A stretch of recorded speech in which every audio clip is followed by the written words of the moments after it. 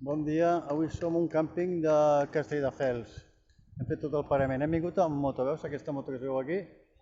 Doncs sí, amb aquesta moto. I hem fet totes aquestes dues totes de campanya, impressionant, eh? Anem a mirar-ho. Aquí la moto, ara no veig bé, i amb les tendes aquí muntades. Aquesta primera tenda és estrictament el magatzem. Aquí tenim tots els trastos. I aquí la segona tenda hi tenim el Bernat.